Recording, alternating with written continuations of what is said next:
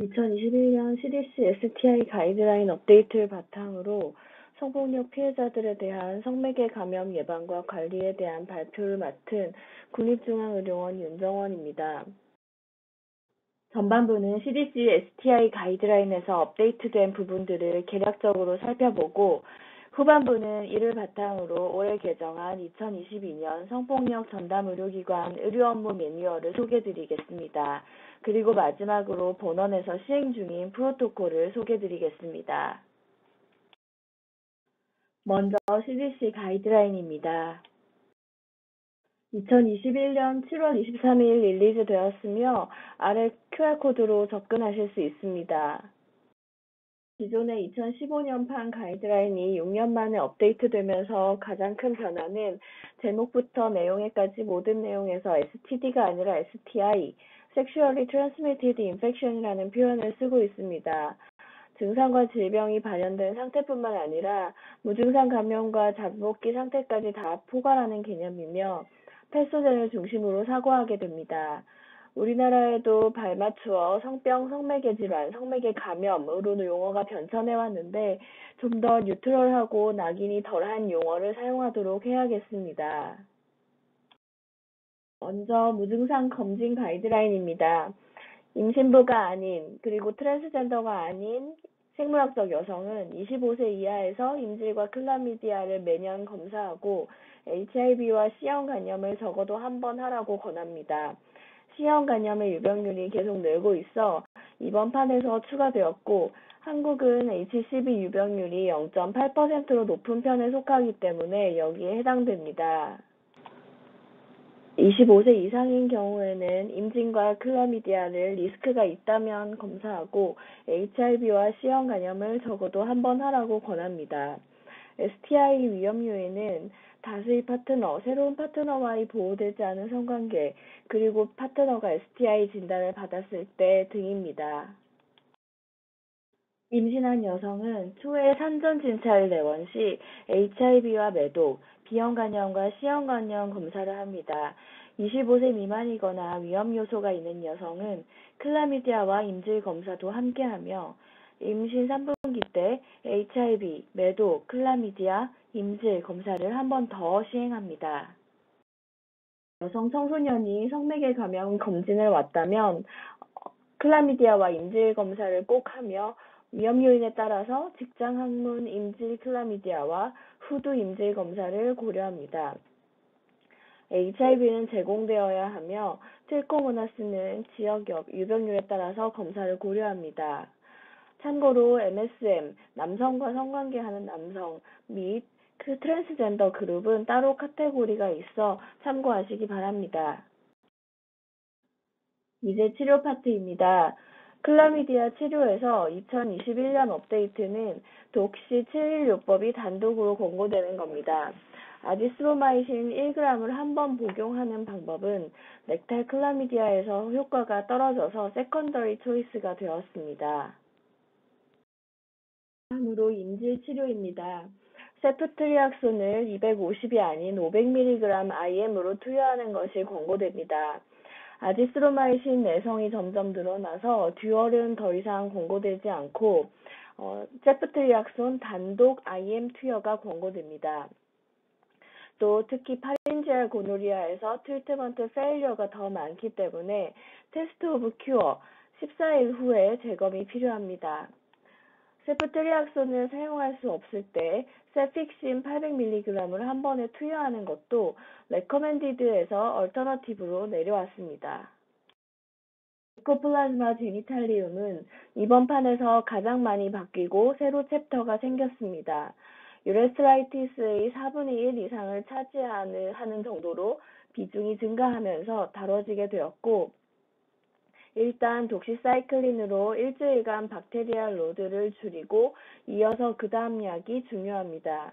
마크로라이드 내성이 많아졌기 때문에 항생제 감수성 테스트를 할 수 있다면 하고, 마크로라이드 센시티브인 경우에는 아지스로마이신을 이어서 일주일 사용하며 마크로라이드 레지스턴스이거나 감수성 테스트를 할 수 없다면 목시플록사신을 일주일간 사용하도록 하고 있습니다. 매독의 치료는 변한 바 없이 벤자신 페니실린 240만 유닛 IM이며 레이턴트나 임산부, HIV 감염인인 경우에는 3회 투약합니다. 6개월, 12개월 차에 치료 반응 평가를 하며 레이턴트인 경우에는 24개월까지 시롤로직 타이터를 확인합니다. 헤르페스 진단은 타입 스페시픽 HSV PCR이 권고됩니다. 컬처는 민감도가 떨어져서 권고되지 않습니다. 시럴로지는 위양성이 많기 때문에 루틴 스크리닝은 말고 필요한 경우에만 권고됩니다. 헤르페스 치료는 변함없이 아사이클로비어와 팜사이클로비어, 발라사이클로비어를 사용하게 됩니다. 트리코모나스 스크리닝은 고위험 집단에서 권고되며 PCR 베이스 검사를 권고합니다. 웨스미어는 위험성이 높습니다. 치료는 메트로니다졸 500mg BID 7일 요법이고 이는 2g을 한 번에 복용하는 방법에 비해서 큐어 레이트가 높아서 단독으로 권고가 됩니다. 남성에게는 2g을 한 번에 복용하는 방법이 여전히 추천됩니다. 대체제로 티니다졸 2g을 한 번에 복용하는 방법도 있습니다. 이번 판에서 유의할 점은 메트로니다졸 복용 시 금주를 강제할 필요가 없다는 것이 추가되었습니다. PID 치료에서는 기왕의 세프트리악손과 플러스 독시사이클린 일주일에 더해서 메트로니다졸을 루틴하게 주라고 공고안이 바뀌었습니다. 이거는 얼터너티브에서 레커멘드로 들어왔습니다. 메트로니다졸을 같이 써야지 엔도메트라이티스나 CMT가 감소하고 마이코플라즈마 제니탈리움 코인펙션도 감소한다는 것이 밝혀졌기 때문입니다. 그동안 헷갈렸던 완치 확인 검사에 대해서도 정리되었는데요. 완치 확인은 구인두 인질에서만 하라고 되어 있습니다. 임산부 클라미디아 감염인 경우에는 치료 4주 후 완치 검사를 하고요. 전염성 물렁종과 마이코플라즈마 제니탈리움은 마크로라이드 내성이 높아지고 있기 때문에 마크로라이드 요법을 썼다면 완치 검사를 하라고 하고 있습니다. 대신 일정 기간이 지난 후 재검을 더 권고하고 있습니다. 리스크가 있는 환자들은 파트너 치료의 성패에 따라서 재감염의 위험성이 계속 있기 때문에 임질, 클라미디아, 전염성 물렁종, 트리코모나스의 경우 치료 3개월 차에 재검을 해보라고 합니다. 다음으로 2022년 성폭력 전담 의료기관 의료 업무 매뉴얼 업데이트를 소개드립니다. 기존 2016판에 이번 CDC 개정안과 부인과학 교과서를 반영하여 2022년 매뉴얼 개정 작업을 시행하였습니다. 성폭력 피해자들에서 성매개 감염에 대한 검사와 추적 관찰은 굉장히 중요합니다. 일단 프로텍션을 하지 않은 상황이었고 폭력이나 상처로 인해서 감염될 확률도 매우 높습니다. 또한 이미 가지고 있던 것과 구별하기도 어려우므로 모든 피해자들에게 예방조치를 취할 것을 권고하고 있습니다. 특히 많은 수의 성폭력 피해자들은 병원을 재방문하기를 꺼리기 때문에 첫 방문의 초기 검사 및 예방조치가 동시에 이루어지는 것이 중요합니다.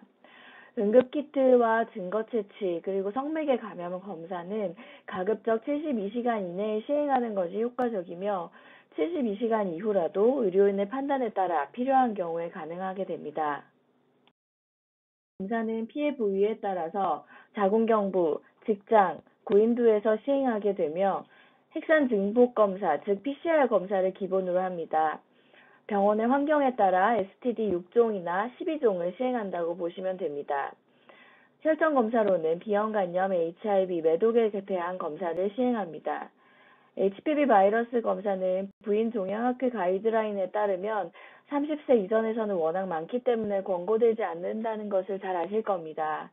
성폭력 매뉴얼에서는 이전 성관계가 없었던 성인이나 청소년에서 증거 확보의 의미로서 HPV 검사를 합니다.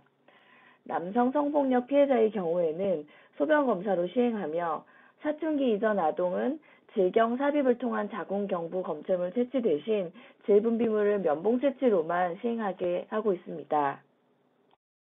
예방적 치료는 앞서 보신 CDC 가이드라인에 따라 임지를 커버하기 위한 세프트리악손 500mg IM, 클라미디아를 커버하기 위한 독실사이클린 100mg BID 7일, 트리코모나스를 커버하기 위한 메트로니다졸 500mg BID 7일입니다. 앞서에서처럼 독시 대신 아지스로마이신 1g이나 메트로니다졸 500mg 7일 BID 대신 메트로니다졸 2g 한 번 요법은 권고 수준이 레코멘디드에서 얼터너티브로 낮아졌지만 피해자가 노숙인이거나 청소년인 경우 등 드럭 컴플라이언스가 낮을 것으로 생각되는 경우에는 선택적으로 일회용법을 사용할 수도 있겠습니다. 그 외 예방들에 대해 보겠습니다. 비형간염은 우리나라 유병률이 3%에 달하고 감염인과 1회 성행위 시 트랜스미션 리스크가 2%에 달합니다. 그래서 노출 후 가능한 빨리 포스트 익스포저 프로필락시스를 시행하는 것이 중요합니다. 백신력 3회가 확인된 경우나 피해자가 항체가 있는 경우에는 치료는 필요 없으며 피해자의 백신력이 불확실한 경우에는 일단 1차 백신을 접종한 후 귀가시키고 초회에 시행한 혈전검사 결과를 확인합니다. 항체가 있는 것으로 나온다면 추가 접종이 필요 없으며 HBS 안티바디가 10ml 인터내셔널 유닛 퍼 밀리리터 미만이거나 없는 경우에는 나머지 3차 접종을 다 완료합니다. 방금 보신 앞 슬라이드는 CDC 2021년판을 정리한 것이었고 지금 보시는 이 표는 2017년 한국질병관리본부에서 제시한 표인데요. 우리나라의 높은 비형간염 유병률을 고려하여 접종 완료를 했는데도 항체가 없는 피해자의 경우 앞서 가이드라인에 더해서 HBV 이뮤노글로불린을 투여하라는 부분이 앞서 표와의 차이점입니다. 병원의 환경에 따라서 시행하시면 되겠습니다. HCV에 대해서는 아시다시피 특별한 예방법이 없습니다. 우리나라의 HCV 유병률은 0.8% 정도이며 감염인과 1회 성행위 시 트랜스미션 리스크는 38만 분의 1 정도입니다. CDC 가이드라인에서는 성폭력 피해자 서베일런스 챕터에서는 루틴 HCV 시롤로직 스크리닝을 따로 언급하고 있지 않으나 제너럴 가이드라인에서 권고하고 있기 때문에 초회에 시롤로직 테스트만 시행하면 되겠습니다. 다음으로 HIV입니다.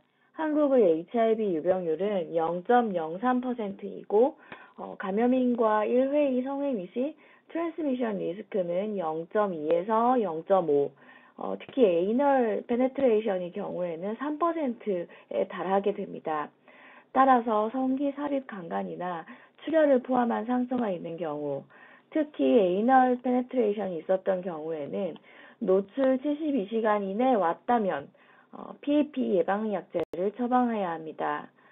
CDC 가이드라인에서는 지도부딘을 제시하고 있지만 우리나라에서는 감염학회 및 NMC 감염내과 등에서 약제 내성들을 고려하여 이센트레스와 트루바자 병합요법으로 28일 요법을 사용하고 있습니다. 약물 복용 중에는 오심과 구역구토, 두통, 간 수치 상승 등의 부작용이 있을 수 있어 팔로업이 필요합니다.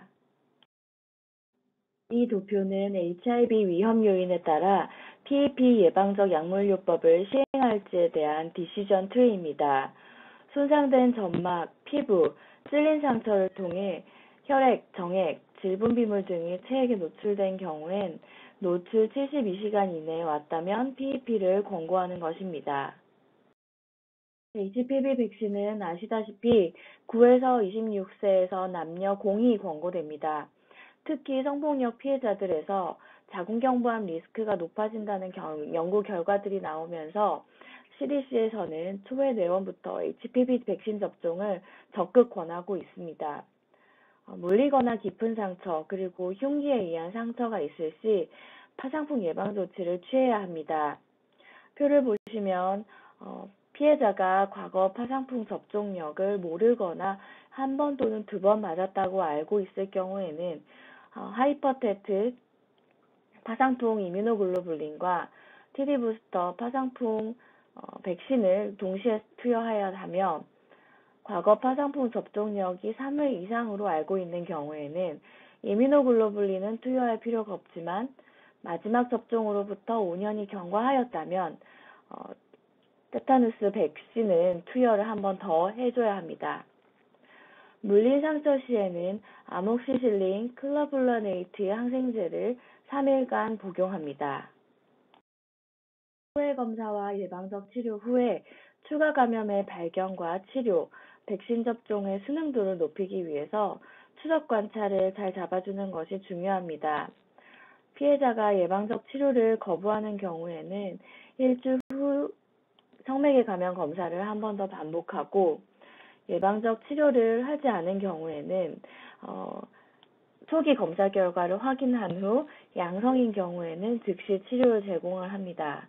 초기 검사 결과가 음성이라면 1에서 2주 안에 잠복기가 지난 후에 증상이 나타나지 않는지와 성매개 감염 검사를 반복하기 위해서 재내원해야 합니다.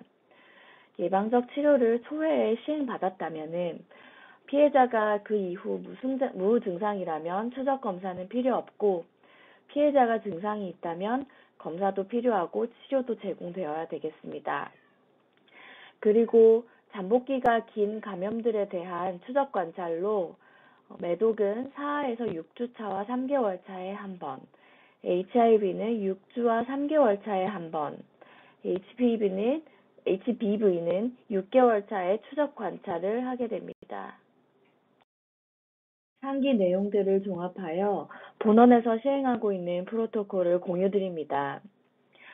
초회 내원에서는 유리네이티시즈와 STD-PCR 12종, HBS 안티젠과 안티바디, HCV 안티바디, 매독 RPR 또는 VDRL, HIV 안티젠 안티바디를 검사를 나가고 처치로는 예방적 치료인 IM 세프트리악손과 PO 독시사이클린과 메트로니다졸 일주일치를 처방을 하게 됩니다. 백신으로서는 HBV 1차와 HPV 1차를 투여하게 되며 파상풍은 앞서 표를 참고하여 상처의 정도에 따라서 결정합니다. 6주차에 내원하였을 때 유린 HCG를 확인하고 매독을 알기 위한 RPR이나 VDRL, HIV 안티젠 안티바디를 검사합니다. 앞서 설명드린 것과 같이 예방적 치료를 시행하였는지 여부와 환자의 증상 여부에 따라서 STD 검사는 이때 다시 시행할 수도 있고 생략할 수도 있겠습니다.